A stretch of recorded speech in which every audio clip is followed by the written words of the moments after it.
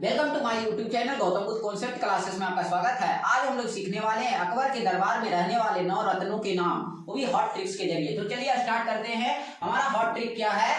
तो बात बात में MDH, यानी बात बात में MDH बोलता है। तो देखिए यहाँ पर लिखा हुआ है BAT यानी बात, और यहाँ पर भी देखिए BAT बात, MDH। तो देखिए यहाँ B से होता है बीरबल, ए से हो गया अब्दुल फजल, टी से हो गया तानसेन, बी से हो गया भगवान दास, ए से हो गया अब्दुल रहीम खान खाना, टी से हो गया टोडरमल, एम से हो गया मानसिंह, और डी से हो गया मुल्ला दा प्याजा, एच से हो गया हकीम हुमा। ये सभी के सभी अकबर के दरबार के 9 रत्न हैं और इन्हीं ट्रिक्स के जरिए हम सीखें। इसके बाद अकबर के दरबार में रहने वाले 9 रत्नों के कार्यों के बारे में जानेंगे। तो अकबर के दरबार में ये 9 रत्न क्या क्या कार्य पर या किस किस पद पर नियुक्त किए गए थे वो भी देख लेते हैं। तो चलिए स्टार्ट करते हैं। तो जानते हैं अकबर के दरबार में 9 रत्नों के नाम एवं उनके कार्यों की जानकारी। तो ये सभी के सभी जो थे एक विद्वान और प्रतिभाशाली व्यक्ति थे, क्योंकि इन्होंने अकबर के साम्राज्य को बढ़ाने में अपना अहम भूमिका निभाई थी, जिनका अकबर के अपनी बुद्धिमत्ता और विभिन्न क्षेत्रों में उनकी विशेषज्ञता के कारण बहुत सम्मान किया। क्यों किया? क्योंकि अकबर के साम्राज्य को बढ़ाने के लिए ये 9 रत्न हमेशा अग्रसर रहे और इसके संतुलन को कैसे चलाना चाहिए, कैसे आगे बढ़ना चाहिए, कैसे आपका राज्य डेवलप होगा, कैसे आगे बढ़ेगा, ये सभी के सभी जो थे वे सलाहकार ही इन्हें निर्देश देते थे कि इस तरह से कीजिएगा तो आपका साम्राज्य और आगे विकसित हो सकता है और प्रतिभाशाली हो सकता है और गौरवमय हो सकता है। तो सभी के बारे में एक एक करके हम बढ़िया से समझते हैं। तो सबसे पहला था हमारा अबुल फजल। इनका क्या कार्य था? तो अकबर के प्रमुख ये सलाहकार और लेखक का कार्य किया करते थे, यानी सलाहकार समझते होंगे, सलाह देने वाला। तो अकबर के सलाह देने वाला जो व्यक्ति थे हमारा अबुल फजल थे, और इन्होंने अकबर के संदर्भ में एक महान जीवनी लिखी, अकबरनामा, है ना। अकबरनामा क्या है सर? तो अकबरनामा यानी अकबर के बारे में पूरी जीवनी और पूरी जानकारी जो है एक पुस्तक में समाहित है, जिसका नाम उन्होंने दिया अकबरनामा। और ये लिखने वाले कौन थे? तो हमारे लेखक अबुल फजल, जो कि वो 9 रत्न में से एक थे, और ये साथ साथ सलाहकार भी थे इनके अकबर के दरबार के। तो अगला आता है हमारा दूसरा फैजी। ये भी एक क्या था? एक कवि और एक शिक्षक थे। क्यों?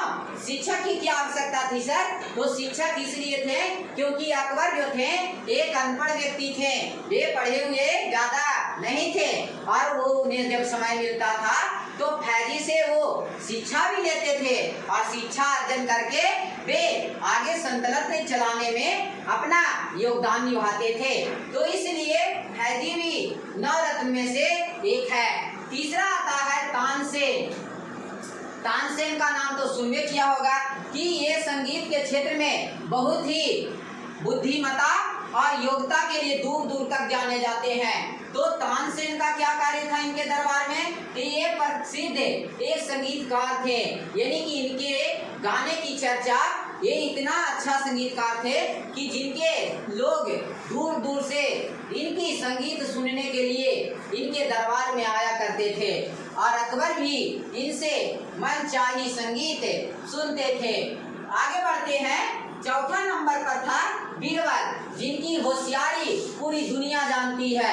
अकबर के दरबार में कोई ऐसा प्रश्न नहीं था कि जिसे बीरबल सॉल्व नहीं कर पाते थे, यानी कि हर एक प्रश्न को एक बार पूछने पर ये तुरंत उसका हाजिर जवाबी के रूप में उत्तर दे दिया करते थे।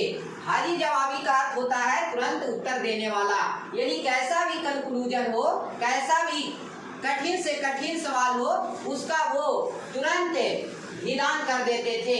इतने हमारे प्रसिद्ध थे बीरबल, है ना। तो बीरबल एक मजाकिया किस्म और एक बुद्धिमान सलाहकार थे। जब किसी प्रकार अकबर पर मुसीबत आ जाता था तो वो सलाह के रूप में बीरबल को ही चुनते थे और उनसे वो सलाह लेते थे कि इस प्रकार की समस्याओं का किस प्रकार योगदान किया जा सकता है, किस प्रकार निदान किया जा सकता है। और बीरबल जो थे उसे बहुत सरलतम ढंग से उस कंक्लूजन को या उस मुसीबत को आसानी से सॉल्व कर देते थे। और ये साथ ही साथ मजाकिया भी थे। यानी मजाकिया यानी कि जानते ही हो कि मजाकिया का अर्थ क्या होता है। तो मजाकिया का अर्थ होता है मजाक करने वाला और साथ ही साथ कमेंटबाजी करने का ये कार्य करते थे। जब कोई भी राजा अकबर का टांग खींचने का कार्य करता था तो बीरबल उसकी बहुत बढ़िया से सरलतम ढंग से इस तरह से मजाक उड़ाते थे कि अगले वाले व्यक्ति को पता भी नहीं चलता था और उसका जय हिंद जय भारत हो जाता था। आगे बढ़ता है 5वां नंबर यानी कि राजा टोडरमल। ये हमारे जो थे 5वें नवरत्नों में से एक थे जिनका कार्य था ये वित्त मंत्री साथ ही साथ राजस्व मंत्री का भी कार्य करते थे। राजस्व मंत्री क्या होते हैं सर? तो राजस्व मंत्री यानी कि राज्य के जो खजाना होता है, खजाना का देख रेख, उसका पाई पाई पैसा कि कितना इनकम हुआ, कितना मतलब कि विघटित हुआ, कितना कमी आया पैसा में, कितना खर्च हुआ, तो ये सारे का जानकारी जो लेखा जोखा रखने वाले थे वो हमारे राजा टोडरमल थे।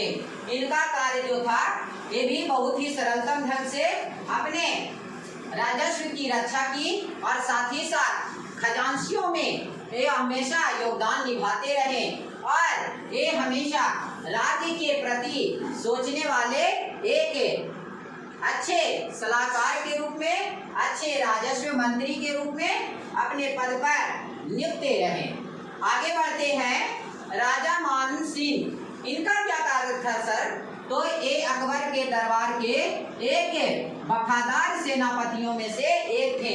सेनापति तो ढेर सारा होते हैं, है ना। अलग अलग सैनिकों को अलग अलग क्षेत्रों के सैनिकों को ट्रेन करने के लिए उनका एक होता है सेनापति और सेनापति के आदेश पर ही सारे सैनिक युद्ध के लिए तैयार होते हैं। जैसे उन्हें प्रशिक्षण दिया जाता है वो उस अनुसार इनके सारे सैनिक कार्य करते हैं। तो उनमें से हमारा राजा मान सिंह जो थे एक बहुत ही होनहार बाजवाज, है ना, नौजवान एक सेनापति थे, है ना। और इनके आदेश पर वहाँ की सारी सैनिक युद्ध के लिए तत्पर रहते थे। आगे बढ़ते हैं 7वां नंबर है अब्दुल रहीम खाने खाना। ये भी एक बुद्धिमान और एक कवि, महान कवि थे। तो इन्होंने भी अकबर के दरबार में हमेशा विद्वान भरी और कई कविताएं भी इन्होंने लिखी हैं अकबर के संबंध में। आगे बढ़ते हैं मुल्ला दो प्याजा। मुल्ला दो प्याजा का क्या कार्य सर? तो ये एक मूल्यवान सलाहकार थे, यानी कि इन्हें भी नवरत्न में एक माना जाता है क्योंकि इनका भी गौरव और परचम हमेशा लहराता रहा अकबर के दरबार में, क्योंकि ये एक मूल्यवान सलाहकार के रूप में अकबर के राजस्व को आगे बढ़ाने का कार्य किया। ठीक उसी प्रकार अगला आता है फकीर अजीउद्दीन, है ना। तो ये भी जो थे अकबर के दरबार के 9वें रत्न थे, जो अकबर के दरबार का एक और रत्न। ये भी अपना योगदान हमेशा अकबर के दरबार में दिखाते रहे और अकबर के परचम को लहराते रहे। इस प्रकार अकबर के ये नवरत्न हमेशा तत्पर रहे अकबर के साम्राज्य को बढ़ाने के लिए। ठीक इसी प्रकार के वीडियो को पाने के लिए हमारे चैनल को सब्सक्राइब कीजिए, बेल आइकन को दबाइए और कमेंट कीजिए। धन्यवाद।